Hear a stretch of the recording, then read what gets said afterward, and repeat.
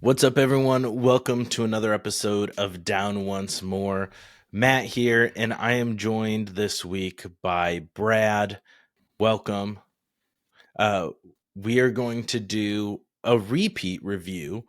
First time we're doing it, but we are going to revisit the last 5 years because Brad just watched it for the first time. And it's one of my favorite musicals, and Brad was texting me some thoughts as he was watching it. So I said, we need to do a last 5 years revisited pod. So that's what we're doing today. So Yeah, welcome. first of all, Matt, thank you for inviting me for this re-review of the last 5 years. You're welcome. To be clear, the extent of the comments that I texted you were basically just expletives directed at Jamie. Correct. And yes. so we haven't talked about this musical together. So I'm looking forward to you maybe trying to reframe some of my experiences and my impulses. And Fair. Before we jump in, I figure I'll just tell you how I feel about it, and then we'll go from there. But I have a question for you. Okay. Was this the first moment that you fell in love with Jeremy Jordan when you watched this? It wasn't. Okay. No. I helpful. started this and couldn't get into it at first. Like the first time I tried to watch it, until I saw like a post that kind of explained what was going on. Because I started it, and it was something I started because I liked Anna Kendrick and I liked Jeremy Jordan, but it was when I was getting back into the swing of musicals and I wasn't fully there yet. And so I couldn't get into it because this, like, it's a play that the musical primarily focuses on two people. Like the stage musical is only two people, and it is completely sung through. So a filmed sung through musical that pretty much just focuses on two people is a hard sell to people if you are not a big musical person or familiar with the source material, especially with the weird storytelling, the unique storytelling, the almost Christopher Nolan style. Yeah. Timey-wonky stuff. I, too, started it with my wife maybe 5 years ago. I mean, it was a while. I think it was during the COVID lockdown, and we got like 2 songs, 3 songs in, and we were like, hell no. We're not feeling this at all.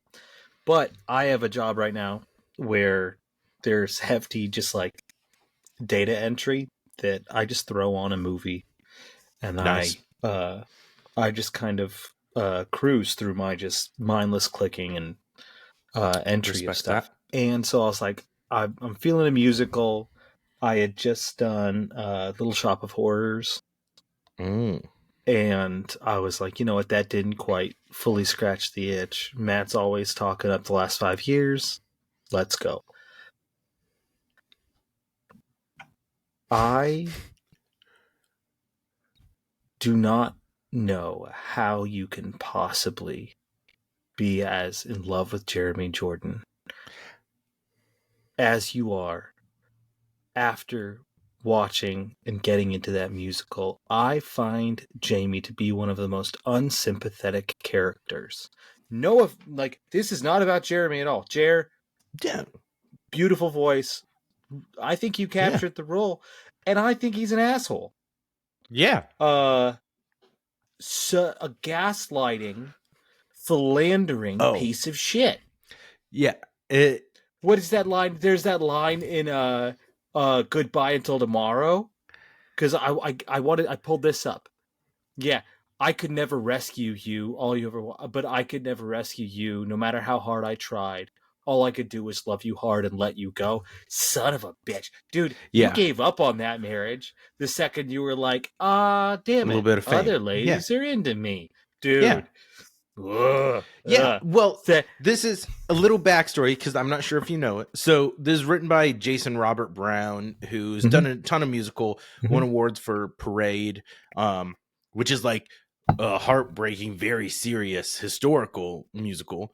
And we should say, this is not going to be one of those, we're really going to walk you through this musical. No. If you want the detailed review of the last 5 years with backstory, production history, etc., go back to our earlier episode.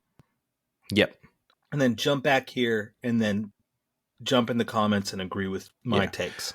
But one thing I think that I just wanted to call out, because I'm not sure if you're aware of this, is that it was written by Jason Robert Brown, kind of inspired by his failed marriage, and he was sued by his ex-wife because she said it broke the non-disparagement and non-disclosure agreement of their wedding, and then he countersued her, saying that it interfered with his creative work. But he did agree. He dropped one of the songs that more called out. It was called I Could Be in Love with Someone Like You, and he replaced that with Shik's a Goddess. So it dropped out Kathy being Irish Catholic so that it wasn't as similar. But I think it's kind of wild that he's like, this was inspired by our relationship. And Jamie, like you said, Jamie is not the closest he is to being somewhat lovable is during Shik's a Goddess, like the very early stages, until he gets that point. Yeah, when he hits the point of fame, and then you have the If I Didn't Believe in You is gaslighting as hell, dude. I was like, that was what I was texting. So I texted you when I first started out. I was just like, dude, fuck Jamie for making Anna Kendrick cry, because I didn't know her name at this point. All I knew was Jamie's name, and I was already like, this asshole. And that is, I mean, wild that his wife was just like, how dare you put my failed career on blast. Yeah, that's a pretty musical. That's brutal. But I mean, I do think that he wrote it in such a way that you're meant to sympathize with her. 100%. So kudos to him for not being like, and my ex is a bitch and here's why. Right. Full set. Being a little self-aware. But my goodness, Jamie is so unsympathetic of a character. And he has these gaslighting moments that I'm just like, dude, screw you. Like, that's awful. And the one where, like, what's the Nobody Needs to Know? Is that the one? Yeah, where he's just waking up with another woman around, and then telling her the same thing that he told Kathy earlier. Yeah. And then dude, that leads into the wild. The one when they're on the pier. I'm blanking on the name of the song right now. Yeah. But like the timeline of events. Yeah. It is because so like he goes from his side pieces in New York to visiting her for her birthday in Ohio and being like, I gotta leave for a party. I'm not staying for your birthday. Which only like her anger. That was the one time that I was just like, damn, Kathy, was when she was like, you're going to another party with all these people. But then after his gaslighting in I Always Believed in You or whatever it is. Yeah. I was just like, nah, girl, you're valid. Like, you're justified for that. And, like, he is going back to get some strange. Everything you're feeling, and he's saying, no, that's not it. He's a lying piece of shit. Also, one of the coldest lines was, I called Elise to help me pack my bags. I went downtown and closed the bank account. Hey, starving actress, cut off. Yeah. Damn. That is pretty fucked up as ice, dude. And the way he's just the way he just like believes himself to be the good guy while clearly being an ass. Ooh. Yeah. So but like I don't want to say that like ruins the whole thing, because I found so many things really enjoyable. Let me also just like one other just bugaboo was, we've talked about this over and over and over again, how much more we tend to prefer pro shots versus movie adaptations. And I think in the movie, I haven't seen this on stage, and I actually would really love to. There's a pro shot on Broadway HD, or at least there used to be. I haven't watched it yet. Okay, that would be good. That's not the pro shot that I would want to see, though, and I'll get into that in a second. I know I lost my train of thought. Off West End. The I'm gonna get there. Gosh, dang. Sorry, you lost your train of thought. Let me cook. But that's thought. not what we were not talking about. That you distracted me Okay. with the pro show. Anyway, the movie version of this, I thought, was probably more jarring than seeing it on stage would be. There's a way that you can kind of smooth those drastic time and scene changes by the constraints of a stage, that when you have a movie open, you could go to a lake in Ohio for the Ohio songs, and you can transport to these wildly different times and places that I think added to the temporal and like visual jumps. Yeah. I think a stage version would be really, really compelling. That being said, where I was going with that was, in preparing for this, I found out about the 2016 Off West End production with Jonathan Bailey and Samantha Barks. Yeah. And fans of the show will remember from our Les Mis review how much I was just glazing Samantha Barks' Eponine. I think she is incredible. I think Anna Kendrick is good. There were a few points when she just sounded like Anna Kendrick. Yeah. Which is fun. Like, of course she sounds like herself, but this character is so different than, I think, her like public persona and like some of the other roles she's done, that especially like the really broken, it's hard to think of Anna Kendrick as like a failing actress when we know her as being a very successful actress, but also like, you know, Wallflower Kathy and Anna Kendrick. That was one of those moments where I was, there's a little bit like it didn't quite wasn't as believable for me, even though I think she's charming as hell, and my god, I think she's so fun. But Samantha Barks, I think, is incredible. And I would love to have been able to see what she did with the role of Kathy. And then Jonathan Bailey, who, of course, we all know now can sing, thanks to his portrayal of Fiyero in Wicked. But I watched that audition he did, If I Didn't Believe in You. Did you see that shit? Yeah. Oh my So gosh. Good. Yeah. Directed by Mr. Brown. Jason Robert Brown. That's the one. Oh man. That would blow my mind if there was a pro shot of that. Agreed. That would be that. But even like the one that's, I think it just closed, with Nick Jonas and Adrienne Warren. Did you see the video of their Goodbye Until Tomorrow and I Can Never Rescue You? I saw a couple of theirs. I don't love Nick Jonas's voice in that role and on Broadway. Like fair. That kind of stunt casting, trying to get, because that was the first Broadway run of the last 5 years. Like, it was always off Broadway, and the biggest it got was the West End, because they had an actual West End run. But that was the first Broadway run, because I mean, it's essentially a 2-person show. So it lends itself more to smaller off-Broadway theaters than Broadway. So I think they tried to kind of counteract that some by getting a celebrity name in there in that role. And his voice next to hers, because she has such a powerful voice. Unreal. And he has a good voice, but he has just a more of a pop voice and sound to him. I felt that way when they had him do Marius for the anniversary cast, because he played Gavroche as a boy. We did. I get that, but oh my gosh, Adrienne Warren, is she the voice on the? Oh man, is it Tina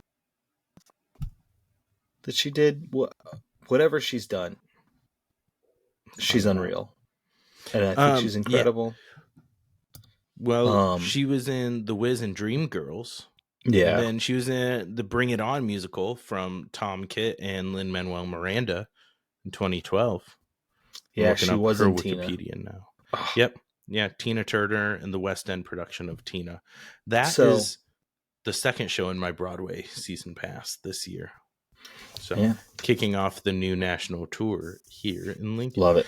But yeah, Love I it. also would have wanted to see the 2016 New York City like benefit concert with Joshua Henry and Cynthia Erivo.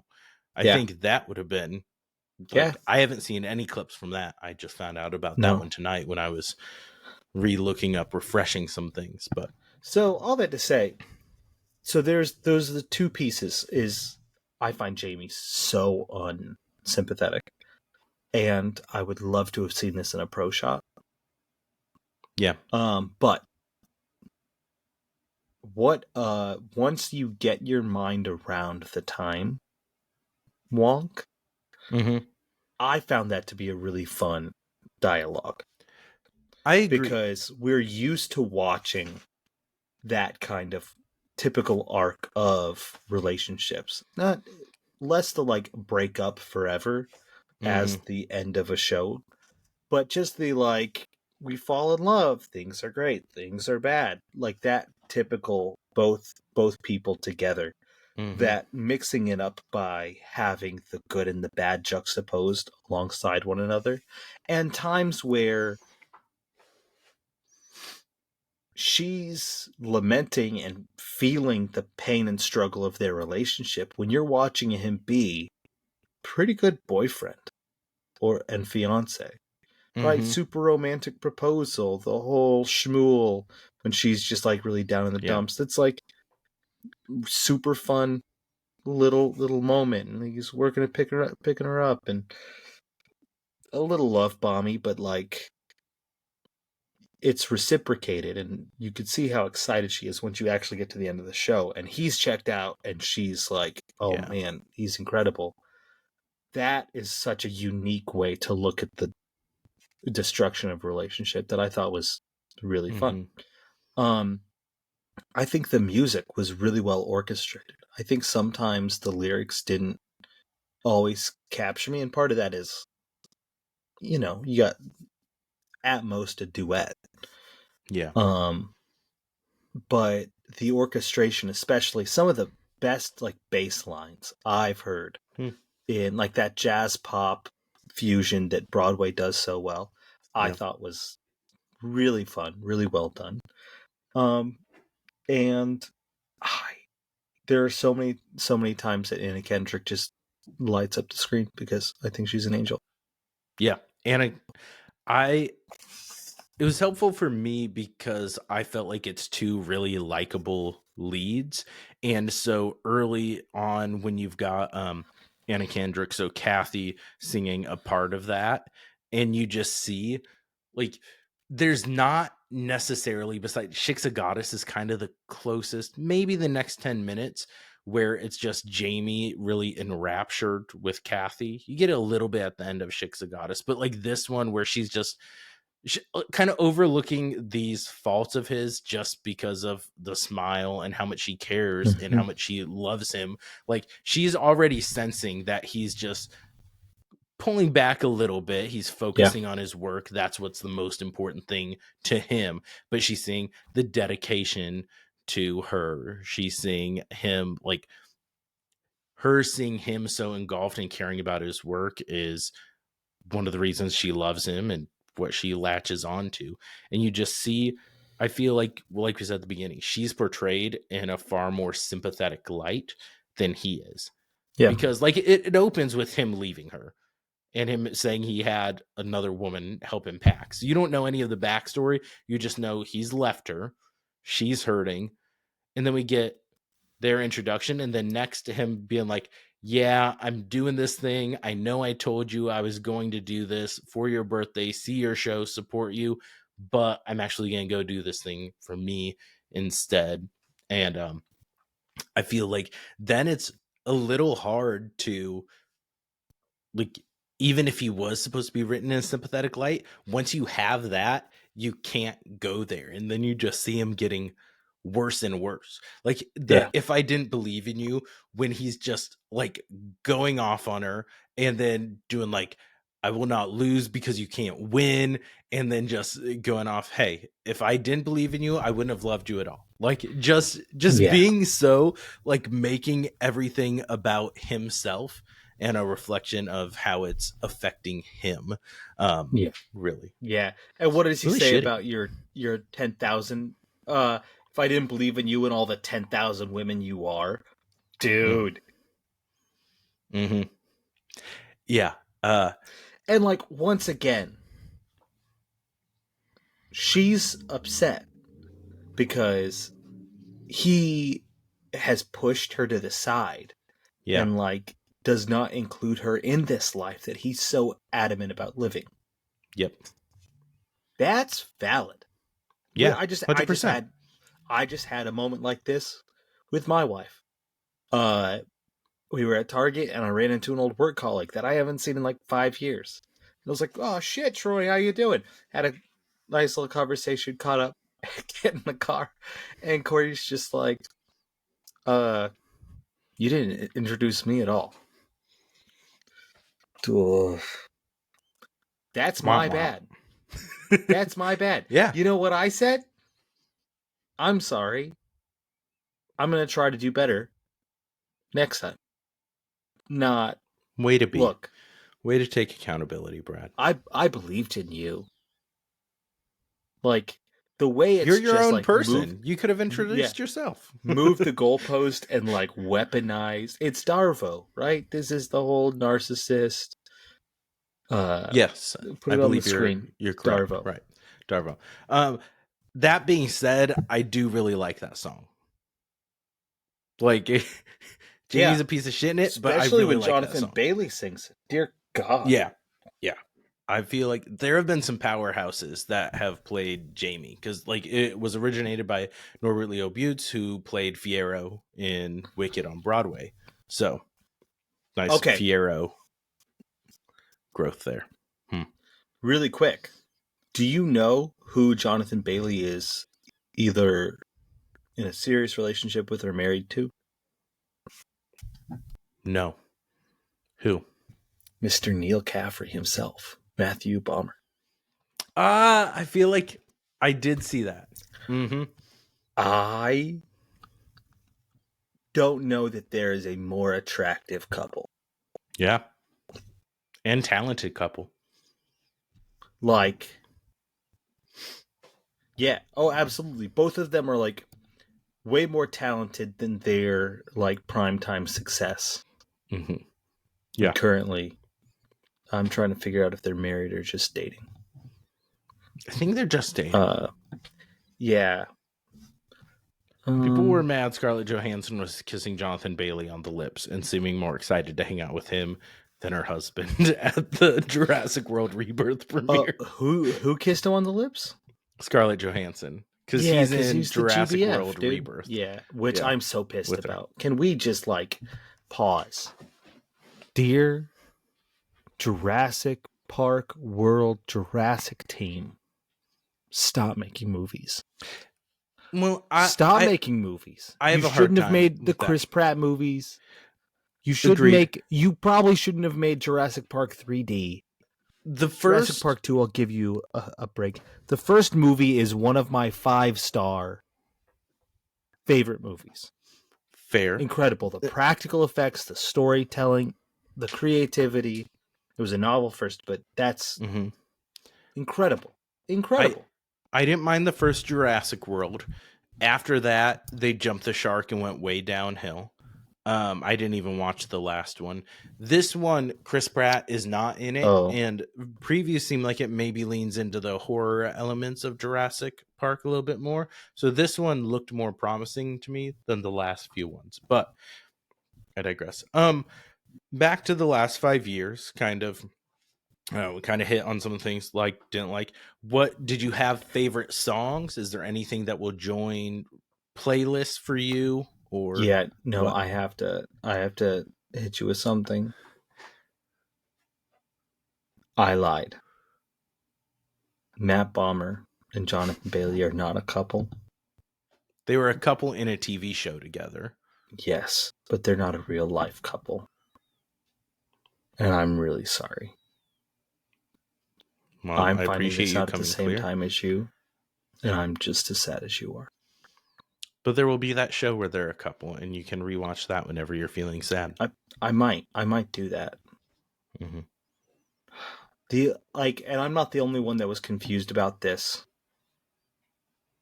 on the internet. Hmm. Well, that So kind of took some wind out of my sails. I gotta give me a second to I recalibrate. apologize. Calibrate. So I gotta be honest. I think most of my favorite songs are Kathy's songs, and That's fair. I think you could probably pick any of them. The audition sequence didn't really do it for me. That's a skip. But I think Still Yeah. Hurting, See I'm Smiling, A Summer in Ohio I thought was a lot of fun. Yeah, it is. And that's what, especially in the movie, I feel like is a lot of fun. That's one that I feel like the movie, that's one that the movie visual helps. adds to Absolutely. it a lot. Yeah. Mm.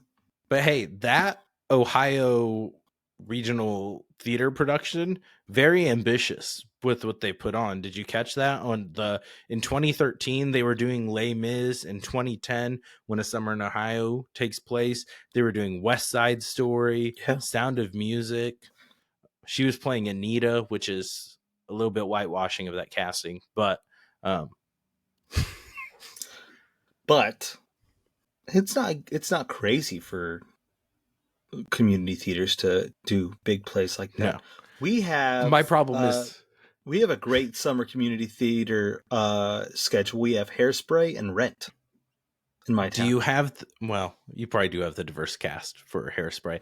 I saw a post on musical subreddit where someone's like, our high school announced that our summer production we're gonna do is Hairspray. We've got like 3 black people in our school, and none of them do theater. Yeah, so that's one that I feel like you need to make sure you have the cast for in order to do. Hey, Hairspray. Would you guys like to join our musical theater? We're doing a musical about civil rights where a fat white girl saves the day. Yeah. Oh boy.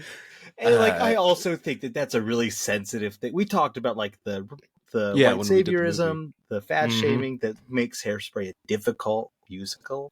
But I think that when you do it with high schoolers, it's even more fraught. Because what are you going to be like? Hey, I think you're a perfect Tracy. I was auditioning for Penny. Why do you think I'd be a good Tracy? We think you'd be great. Like, that's tough. Yeah. That's brutal. So, have you seen Heathers yet? No. That could be our next Yeah, you need to watch Heathers on Roku, and we'll talk about that. That'll be the other revisited one, because Heathers is another one of my favorites. It's having a revival in New York City right now, run, so it'll be good to chat about. Yeah, our regional theater in Lincoln has some stuff coming up. Their big one is Come From Away, which I thought a really good musical on Apple TV Plus if you haven't checked it out. And we haven't reviewed that one yet, so that'll be one we'll have to do eventually too. I'm really lucky and I need to take better advantage of it. I have like 2 community theaters in my town that are pretty good, and because I live so close to Chicago, there's a lot of talented folks who are trying to make it that come out and do these smaller community theaters to build their resume and gain experience. And so every time I've seen any show, it's been amazing. Let me just close our contemplations, our re-reviewing of the last 5 years and say, this is absolutely worth the time, and it's worth the energy to devote to it.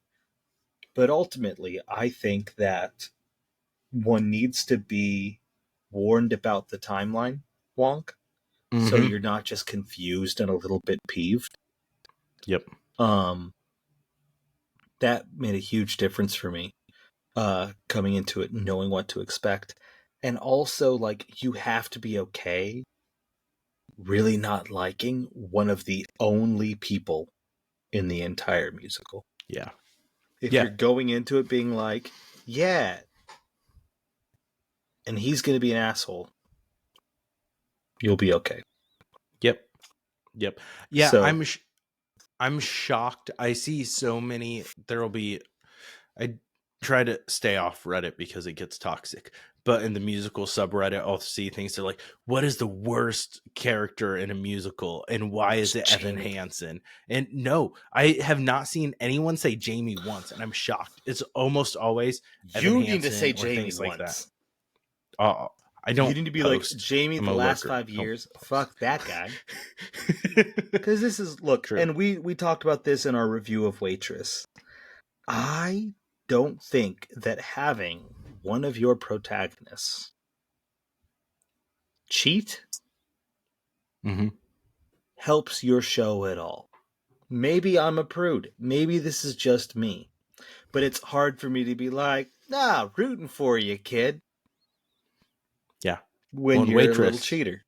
both protagonists cheat. Yeah. So yeah. And like, she has a pass, kind of, because her husband's such a giant asshole, and the doctor's just fucking seducing his pregnant patient. Weird as hell. Not great. Very problematic. Not great. Very well, like. Anyway, this isn't about it. Yeah. Waitress. We digress. But also, that's Sarah one Bareilles, of the things. We still love you. I still love you. About the last 5 years. Like, not every marriage relationship is going to work out, right? Maybe you're in a whirlwind romance, fall in love. But what you absolutely shouldn't do is just sideline your partner, cheat on them, try to justify your actions, blame them, and then leave while they're gone and just leave them a note. In which you let them know, by the way, I closed the bank account. Yeah.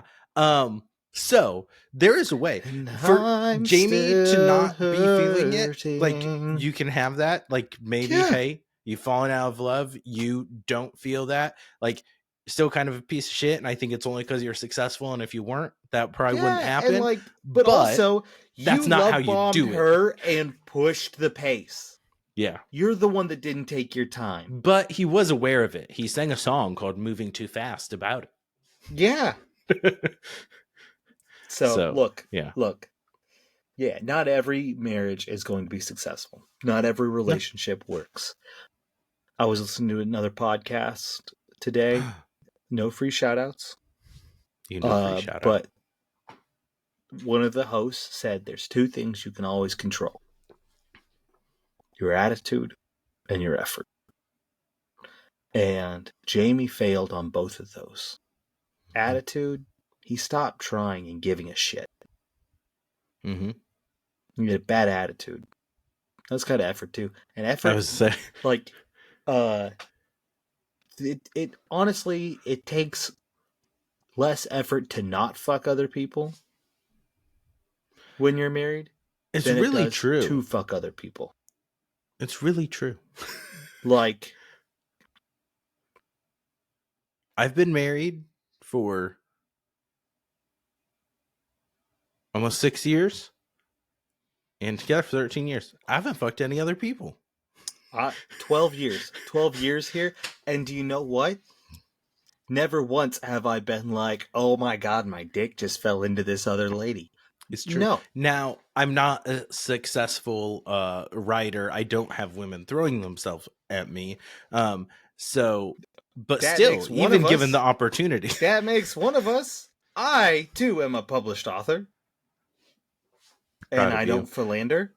Are there a lot of, like, groupies in the dissertation space? I mean, it depends on the dissertation. I don't know. No. Okay. But still, it takes effort. And like, marriage takes effort, but like, not sleeping with other people takes considerably less effort than just choosing to be an asshole. That's my take. It's true. Maybe it's a hot one. But if you disagree with me, I know you're a cheater, and we don't want you listening to this podcast. Well, now, cheaters are people too. Shitty people. Barely. But they're people.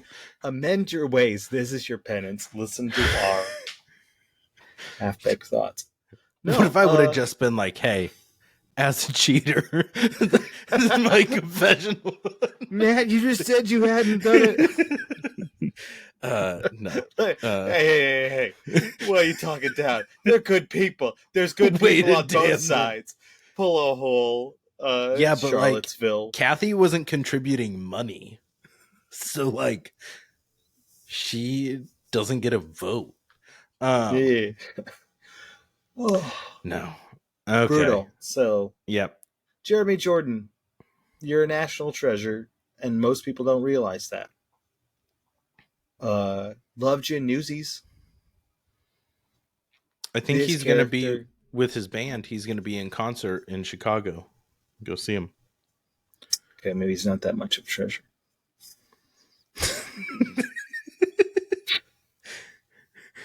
Sorry, Jerry. Anyway. September 11th. Re-reviewed. Oh, tough day. Tough day for a show. Tough day. Milwaukee, September 12th, if you want to shift that a bit. So, do you like Milwaukee? No. Next time we talk, I'll be able to give a quick re-review. I'm going to see a play this week. I'm actually going to go see it twice. That's right. Matilda Jr. Mm-hmm. It is the stage debut for a promising young actress in the Chicagoland area. And so I will be reporting back on that production. Okay. Tickets still available. Perfect. And free, I hear. Yes. Perfect. Technically, I'm a donor. For this production. Support the arts. By way of paying a lot of money for my child to go to theater camp. Nice. What a good father. So, you know. Way to be. Tickets subsidized, maybe we should say, instead of free. Tickets subsidized. Here we go. All right.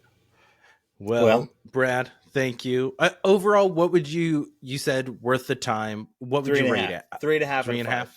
Okay. That's my letter. Fair. I think that's fair. All right. It's no Rent. Sorry.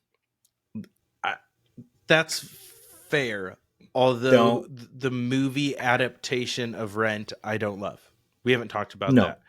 But I agree. Yes. Okay. All right. That's going to do it. Thank you to Brad. Don't say it. Sinners review will come out at the end of the month. Yeah. Join us later in this month as we tackle the importance of blues music for the African American community on the Mississippi Delta. Yes. Yep. Absolutely.